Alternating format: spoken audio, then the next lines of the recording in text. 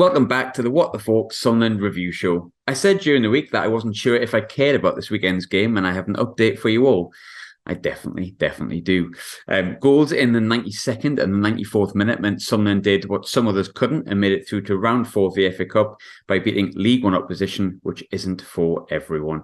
As always, it is a weekend, so we're going to have a full house to chat through Sunderland's 2-1 win over Shrewsbury Town. First up, as always, Brad Sharp. Brad, how are you doing? You okay?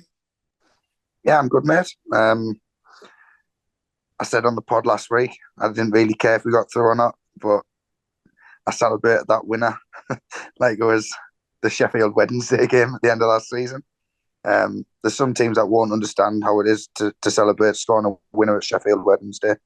But yeah, I'm very good. Technically, it was an equaliser in some ways, but yeah, we get the point. Second of all, Ross Black. Ross, how are you doing? You okay? Aye, very good. Same as Brad. I was like, oh, well, if we get beat, you know. But then the equaliser went in, and then I was thinking, get in. And then I was like, shit, a replay at the stadium, like, that's not what we need. And then out of nowhere, Luke O'Nien, absolute belter of a goal, and I went daft in my living room. Dave, how are you doing? You okay? Yeah, not bad at all, mate. Yeah, I did care about this one because I decided to go, which was good fun. And yeah, I couldn't wait for the draw for the fourth round. Well, I'll tell you what, we'll take Barrett. Oh, no, we won't. No. Yeah, anyone will do, you know. Hartlepool? That'll do. Where's Chris Maguire when you need him? I think I'll come to you first, Dave, obviously, because you were at the game today. Many would have called you absolutely mental for going. Obviously, slightly less of a journey for you, but you made a day of it and went hospitality in the Shrewsbury end. Can I ask, did it pay off? Yes, mate. It was, yeah, 2 hours away from mine, to be fair. So not the shortest journey, but not as long as those coming down from up home. Yeah, it was. I tell you what, it's a lovely, friendly farmers club. That's all I got to say on it. It's lovely.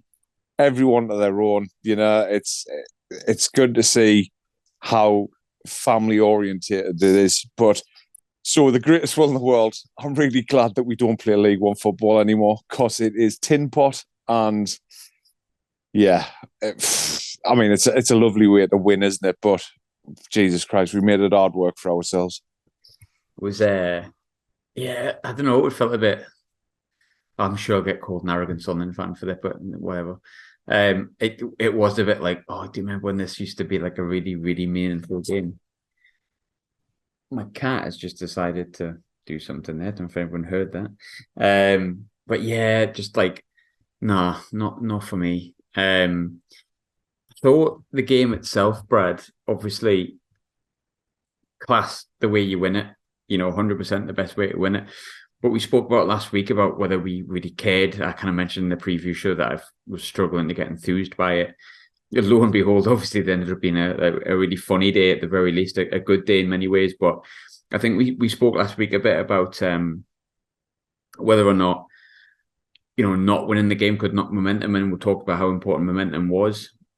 I think if we were to win it today in terms of like a good result for momentum, that's the best kind of performance that will probably actually give us a little bit more, isn't it? And the best kind of result and the best way to win it. Yeah, definitely. We said there'd be changes, and there was. And apart from the changes, apart from the first 5 or 10 minutes, which was a bit shaky, and I even said that in the group chat. I think I was writing off a couple of the players at one point. We actually, once we got our foot on the ball and got our heads in the game, we dominated. I thought we actually looked quite good. Mowbray said it was glaringly obvious. We were missing a striker. We tried to play with the 2 false nines. We got in around the box, but they were just putting 10 men behind the ball at points. But yeah, it was actually quite good. And the commentary, I think he said, that's now 1 defeat in 8. I think it is. Correct me if I'm wrong. Momentum's massive. We're unbeaten in 4 or 5 now. It's great. And last week was fine. This week it's absolutely great. And look, we've only beaten the League One side, but we used a lot of players who were just on the fringes, I would say, of coming in. Apart from the back four, which was pretty much picked itself. The midfield was a little bit of a make-up. of lads who were just getting in alongside Dan Neil. And then going forward, it was like we had Jewison on one side, and then we had Ahmad and Roberts, who we know what they can do. But I think the lads who came in are fighting for their shirt for the league campaign haven't done their chances that bad at all. They've done great. Look, we needed to make changes in the second half. The changes came, and once Clark and Roberts came on, I was thinking there's only going to be one winner. And then when we went a goal down, I was so confident. Clark and Stewart. Hey? You said Roberts, you meant Stewart. Stewart, yeah. It just says me editing it. That's fine. Yeah, sorry. I got that excited. But once they came on, it was great. And yeah, we went a goal down. But I was still confident we were going to come back into it. By the way, talking of fringes, yours is a bit like Lloyd Christmas. I know this is an audio podcast, so no one's going to know that, but Brad has very much got a Lloyd Christmas fringe going on. But then you've got Ross who's laughing at you saying that, and he hasn't got a fringe. I'd say it wasn't. It couldn't have been against me or Dave, could it? Dave's covered his. I've probably got more hair than a lot of you put together. I want to borrow some. Dave, before I go to Ross and ask his opinion of the game, I'm curious actually. Did you celebrate in the Shrewsbury end when we scored? Yeah, I had a little bit of pop off of my seat and a little bit of a punch of the air. Definitely got a few hisses and a few looks, but to be fair, they were too busy fucking screaming at Try Hume, let alone me. What was he doing? Oh, mate, he give it the old crazy legs and arms straight in front of the away fans. Ross, do you hate Shrewsbury as much as Dave hates Shrewsbury?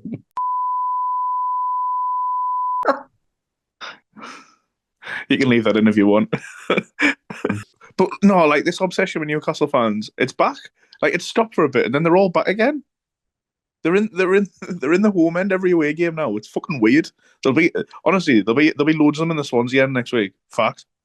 What do you make the game though, aside from that? We had a dodgy start where they hit the bar. I thought you were going to say you had a dodgy stomach there. No, I think Alex bastard after the first few minutes because he looked really nervous.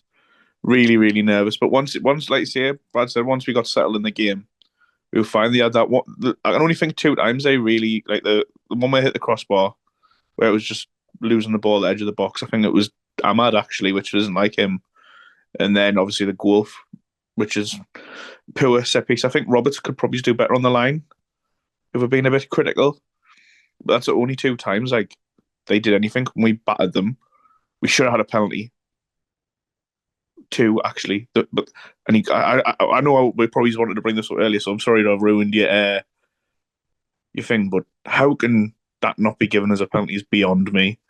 Like even the Shrewsbury players walk away when he blows his whistle. They know it's a penalty, and then they start celebrating when he gets booked. Unbelievable.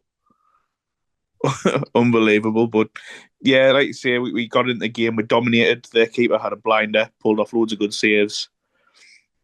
And I did think we were getting proper League One when they scored the goal. I was like, we're back in League One. This is what used to happen every week. But no, off the bench, we scored directly from a corner. We did. For the first time this season. A big moment.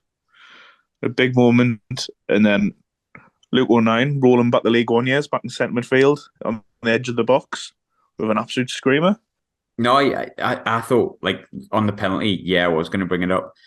Didn't like speaking about referees, and ultimately it doesn't matter, so it's fine. But even though on Amishu was, like, debatable, but to me, how close the ref is to that Roberts one, the only way I can think of the reason he hasn't given it was because he maybe thinks Roberts is lightweight and has gone down really easily. But even then, I'm like clutching at straws a little bit because the guy stands on his toe and he's looking directly at it. Dave, I'll ask you this one actually, because you were at the game. Could you tell really obviously at the game, just to give a bit of fairness to the ref? I know he was right next to it, but just sometimes when you're there, could you tell it was a blatant pen? Yeah, the Mishu one was on the other side of the pitch to me, so I couldn't really tell. But you've seen them he's given the ref a decision to make. Not that this ref making decisions today. Roberts, absolutely stonewaller for me. That was another great thing about the Shrewsbury fans sitting behind us every time Roberts got the ball. Diver, stonewaller for me. Yeah, it looked really obvious, and I think maybe the issue on you can have a little bit more. You can maybe debate that a bit more if you want. For me, it is, but the Roberts one was just so blatant. But Brad, obviously, we don't really speak about referees because there's no real point. And I actually hate talking about refs, if I'm completely honest. But it is getting a bit of a joke even in the Championship. But I think we said the other week that referees are worse in the Championship than League One, and lo and behold, someone came along to remind us how terrible they were. I mean, how clear of a penalty does it need to be given? You can't get much clearer, mate. And well, I'm the opposite. I love talking about referees because if you just ignore the fact that they're absolutely shite, nothing will ever get done. And the more people do talk about it, something's got to change because EFL refereeing is atrocious. There's no other explanation about it. Look, if we came away and we'd have got beat there, it would have looked like sour grapes by us talking about it. The fact when you come off from a win and you still want to mention the fact that the referees are appalling, it does say something. There's nothing that we can say, but it does need addressing. Is it something that they're not are they being told unless you are 100% just leave it? And off topic a bit. It's I can't understand the FA Cup third round unless you're a Premier League club playing at home. You're not going to get VAR, so they're only using it in a certain number of games. And it's either use it or don't use it. And put it in every stadium. I mean, if the Scottish leagues can have it, there was one parked outside Aberdeen Stadium in a little van last week. It's not that complicated. You know what I mean? It's you either use it correctly and you use it in all the stadiums. I mean, I'm not saying VAR get them all right because they don't, because the people controlling that are utter imbeciles as well. But I just can't get my head around. I know he only gets one look at it, but everyone else in that stadium, everyone watching on the telly, on the who paid for it on ESPN, everyone can see it's a penalty. The only two people is the linesman who was on that side as well, by the way, who could see it, and the referee. The only two people, and he gives a yellow card the other way, and it's just he'll get a game. He'll get a game, and he'll get paid next week to do it again. And I just can't understand how if a player puts a bad tackle in or a mistimed tackle and they get a fine, they get a suspension, but referees do it and they just get rewarded with another game next week, or they get demoted for 1 week and then they're back at doing it again. It's absolutely pathetic. It's absolutely appalling. I just can't believe how angry everyone's.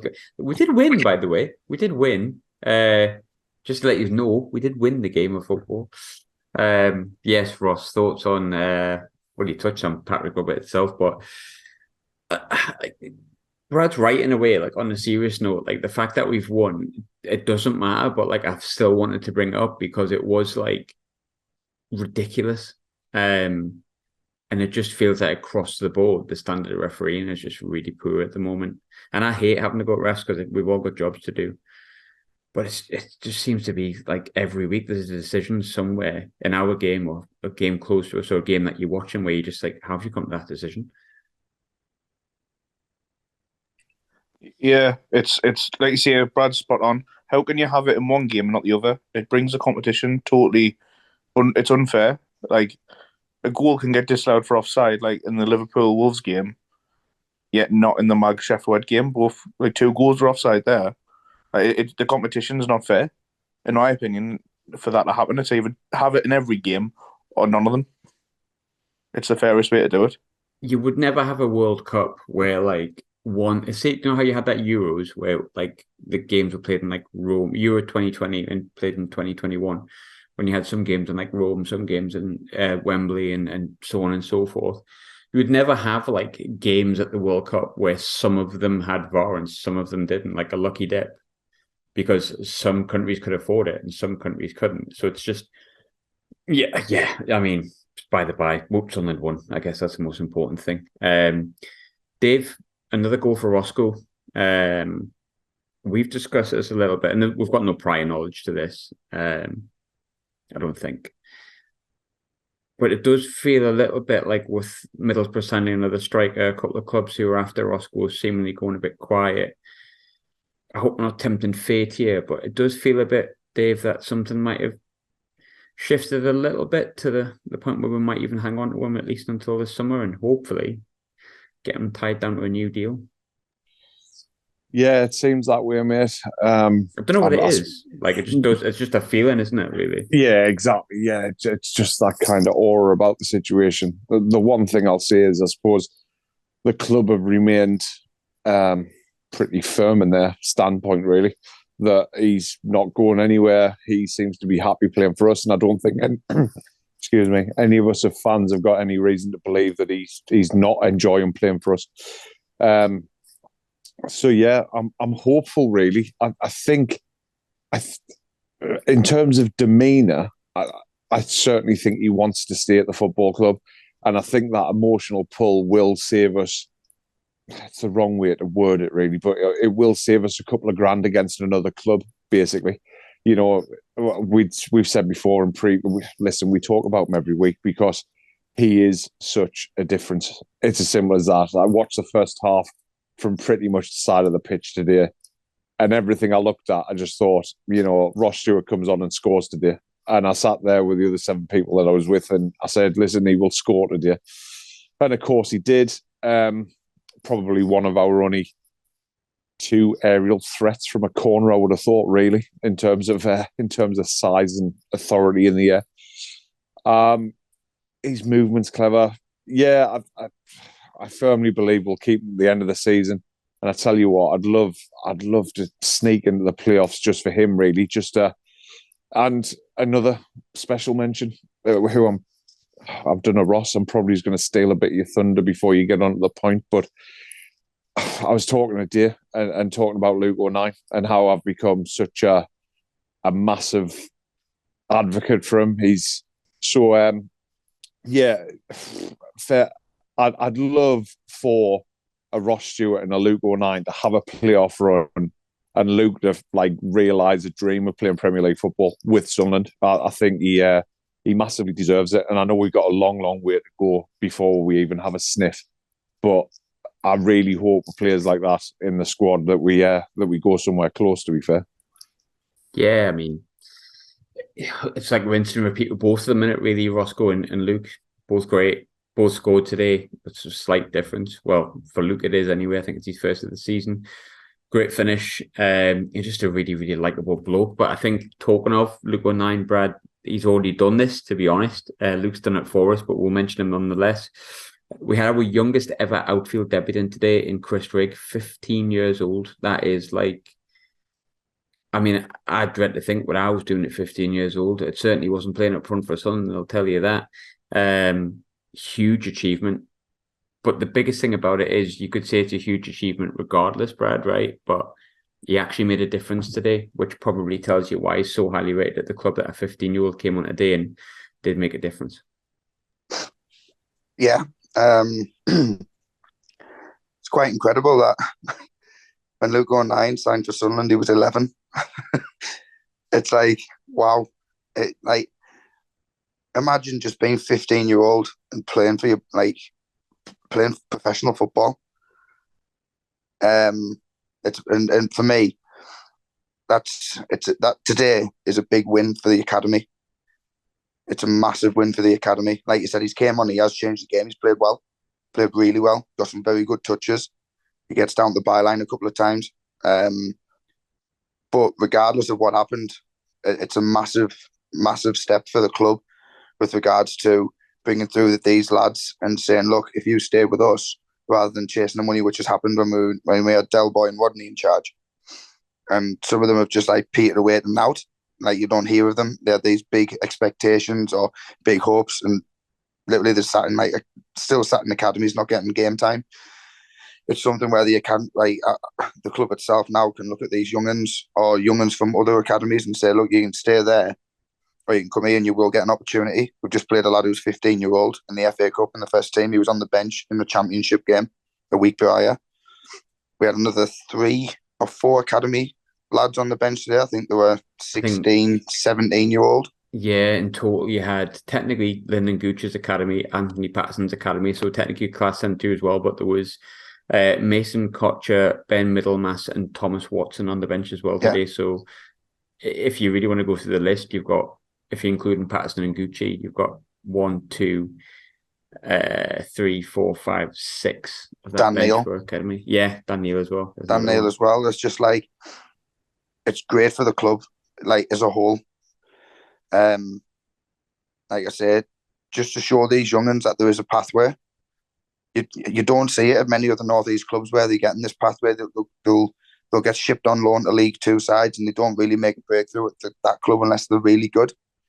I mean, Newcastle, I know they've chucked on 1 or 2, but they got beat, so fuck it. Like Luke said, we've won, but on his interview afterwards, today was all about Chris Rigg.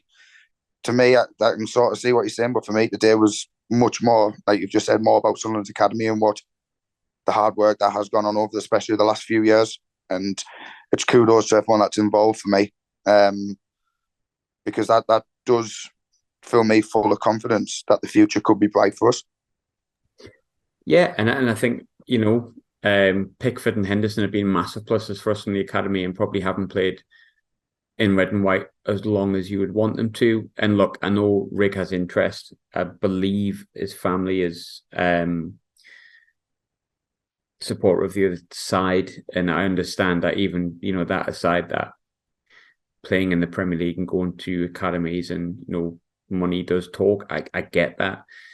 But I suppose you've got to hope in the same way that the likes of, and I'm not putting them on the same pedestal. I haven't watched the kid enough, to be honest. I just know he made an impression today, and obviously is highly rated. But the likes of Jude Bellingham, obviously were looked at by Birmingham. I think he played 15, 16 years old. You're talking 2 years later and he's world class, playing for Dortmund, linked to every team under the sun, including Real Madrid. And he was obviously brought through by Mike Dodd, by all accounts. And I think that also, obviously, Speakman had a lot to do with that as well. And that's why he remains close with Bellingham and why Mike Dodds was on the TV during the World Cup. And you've got to hope, I suppose, and this is total 360 for me, that the likes of Chris Rigg do say, you know what, actually, if I can even get in the team here at the championship level for like a couple of years, maybe I'll be in, you know, a better stead when I get to XYZ or whichever club it may be. But you're touching it as well there. There's so many academy players that are within that squad today. There's so many academy players that are within our team on a regular basis in the championship. It was criticised an awful lot, Ross, a few years ago when you said Delbo and Rodney. I quite like Delbo and Rodney, to be honest. I wouldn't compare them to them two.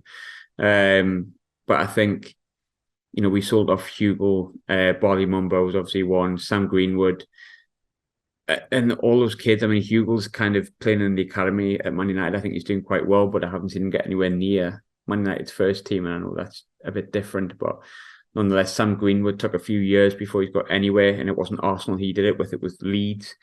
Not to say that he's doing badly, he's doing really well, actually, I think, as far as I'm aware from a couple of Leeds fans that I know, but the academy's started turning itself around again, Ross, hasn't it? It started to get to a point where the academy players are not just seen as someone you can sell for a quick buck. They're actually got half a chance of getting in the team, and now we've got, you know, we have got a shot at keeping a really, really talented 15-year-old. We might not, but we've got a shot where a couple of years ago, that kid wouldn't have even been on the pitch today. He would have been sold a long time ago. Yeah, definitely. I mentioned it to you before. I've been watching some of the under-18s this season. Got a fantastic team there, but a lot of them are playing up. So a lot of, like, you know, Mason Kotcher, again, he's just under 16, I think. You think he's 16-year-old. I've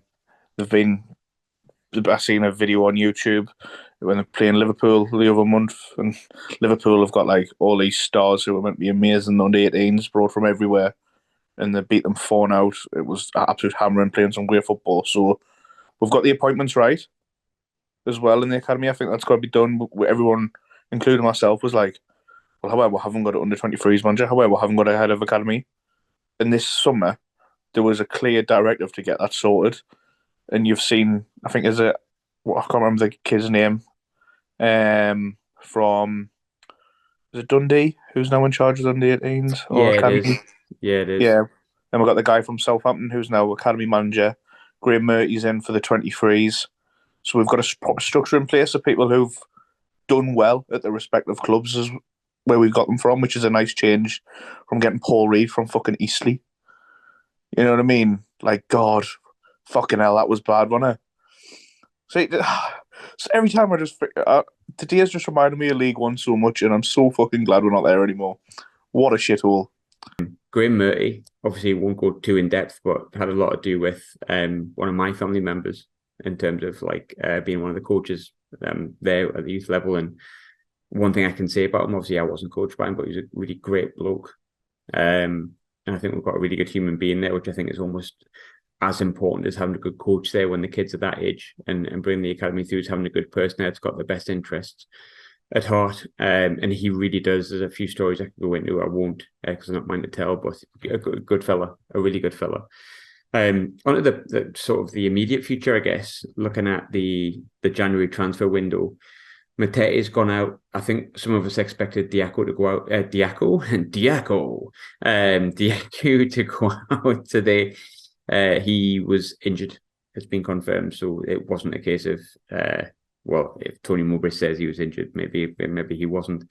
Who knows? I think he will be going out. I like Jay Matete a lot. I think I said this online the other week, Dave. Before we go into incomings or potential incomings and finish the show, how much do you think regular game time is going to benefit Jay Matete, especially a club that's doing very well in Plymouth? Yeah, definitely. And dare I say it, it's the model, isn't it? They've sent him to a club where he's going to make an impact, but in a club that's flying high, that tries to play football in the right way. It's almost as if we've got a clear and concise plan as a football club, which is absolutely crazy. Now, yes, me and you've had our say on the Ross Stewart thing, and how maybe the model needs stretching every now and again, to say the least. I'm not sure that sounds good in an audio podcast, but we'll roll with it. So yeah, it's good, isn't it, to get players like that out there who's going to make a difference. And to be honest, I've seen a lot of reaction from the Plymouth fans, saying that they've got an absolute steal, far too good of a footballer for League One. And yeah, I totally understand where they're coming from. I think he has got enough about him to make an impact. Playing minutes is only going to be good for him and good for Sunderland, to be fair. If it looks like we've entered into contract negotiations with Brad's prodigal son, Corey Evans. And that's good news. But I get the feeling that as we get on with Corey Evans, he's going to be there as a mentor to the likes of Jay Matete, trying to teach him, give him a bit of experience. So, a good thing. And I'd like to think that Jay Matete's career with Sunderland's still pretty much starting out as opposed to ending just because he's gone out on loan, to be honest. Yeah, same. There was a guy online who I think speaks an awful lot of sense called Alex. I think it's Alex. Tony Mowbray's his profile photo, so obviously he's a good bloke.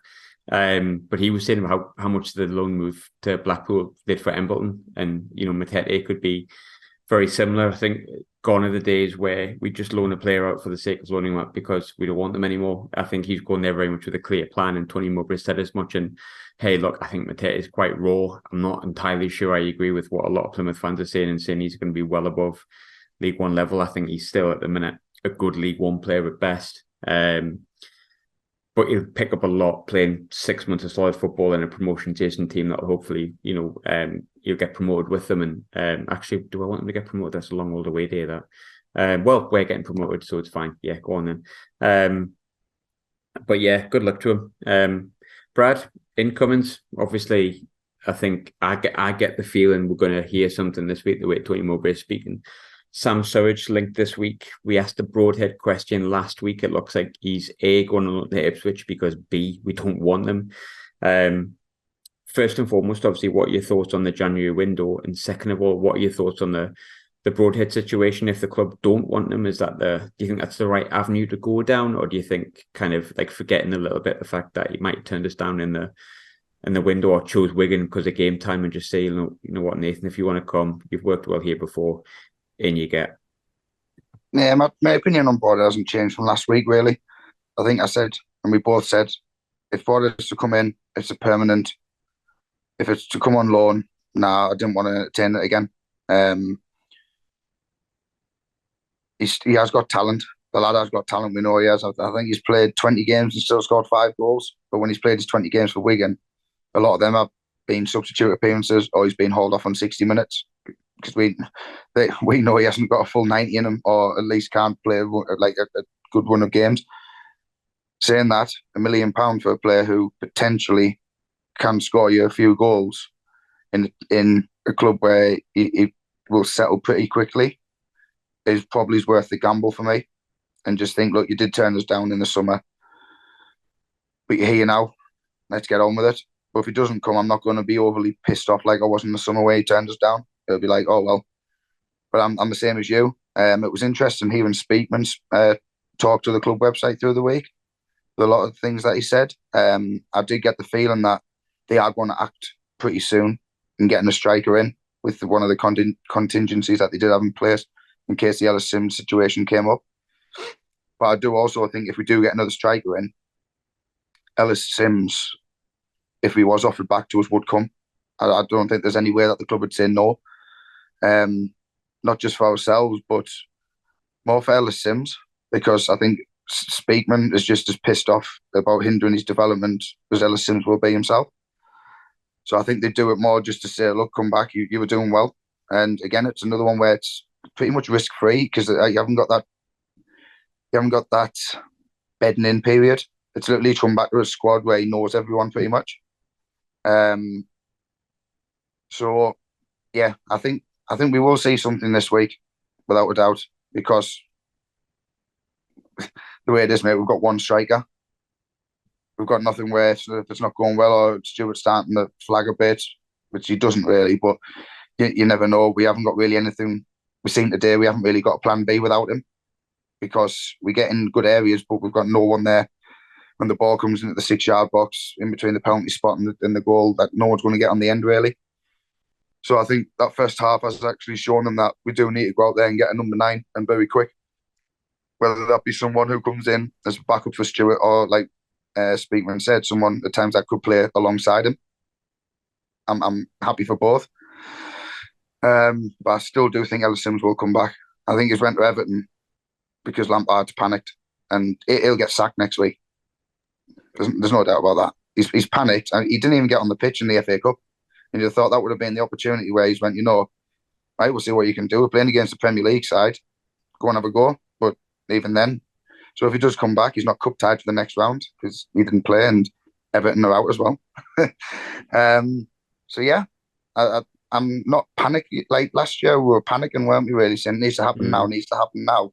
And although we've only got one striker, I'm a little bit more relaxed. I think we're in a good place. We're like with form and the mentality of the players. I think even if Stuart was to get injured, touch wood, God forbid, the players also like there's a good attitude amongst them where they just don't sulk about it. They'll get on with it, and I think that's sort of allowing me to accept them a little bit more time to get it right. I'd rather get it right and take an extra week than get it completely wrong. You get someone, then better targets are gone. Yeah, I feel quite comfortable considering that the club's actually in quite a difficult place. I imagine there's no doubt a difficult place in terms of the Ellis Sims situation, because I have no doubt in my mind that if we were told, look, you can have him back in 3 weeks, would probably like maybe look for one striker, see if something's decent, and then bring Ellis Sims back. But because Everton have seemingly, to me, it sounds like they've recalled him like at a day's notice. It's not been something that they've been made aware of for at least too long. And totally pulled him out just to kind of not aid his development, in my opinion. We don't know what's going to happen with him. I would hope he comes back. I really like Ellis Sims, and I think he's a really big loss. I think he will be a really big loss if he doesn't. But I think at the same time, the club can't sit and wait to see if he might come back. We do need to look at stuff. And for me, I know some people don't agree with it, and I've seen a lot of talk online about Broadhead. For me, I agree with you, Brad, the same as I did last week.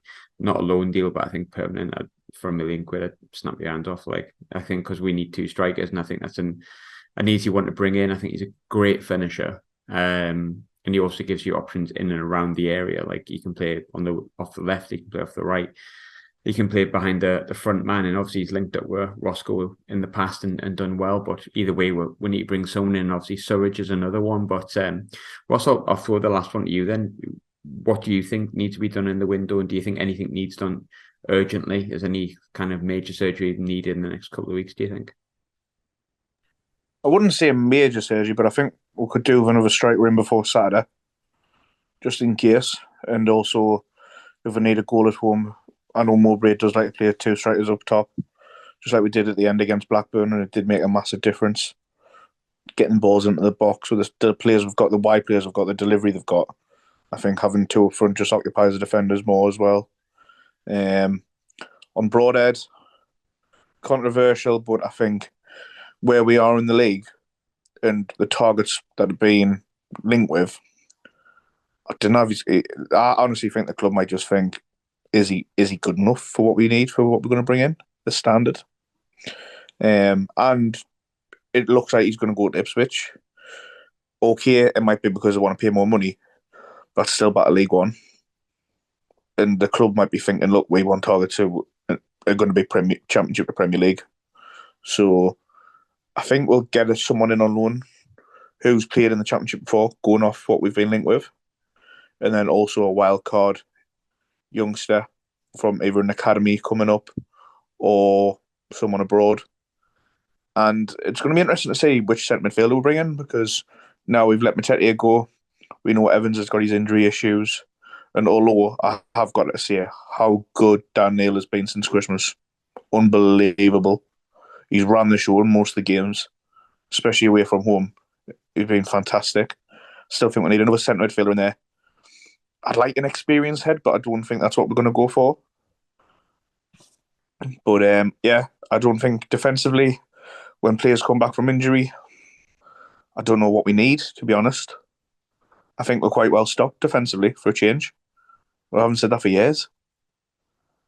We got 2 left backs, 2 right backs, Gooch and Hume, and right, Ballard, O'Nien, and Bart centre half. Dizzy heights there. It's as if we got told we need a few transfer windows and we'll have a base, and we have. We're just so not used to it. It's like, fucking hell, what the hell is this? A plan? Mad. Yeah, no. I mean, I think everyone's knows my thoughts on certain things, that I take everything in and its own merit, every situation. But I think the longer the season goes on, the longer things are going really well. So I've got a lot of trust in them. One thing we do know is that Jermaine Defoe is not going to be coming in at the end of this January transfer window. But please, God, we Philly, go to the Academy Light again, because that was the best thing you've ever done. But in terms of this week, obviously we'll end it there. Ross, Brad, Dave, thanks very much. But ultimately, a game we didn't think would care about that much, but just a massive positive, isn't it? I think, Ross. And let's hope we get a good draw. That'd be nice, wouldn't it? I'd love to go to Tottenham Stadium. I haven't been to Tottenham Stadium before. Get another boring draw. Nah, Tottenham away. 9,000 Mackems. I tell you what. It's going to be Blackpool away. Oh. Fuck off. And I'm going to have down and get very drunk once again.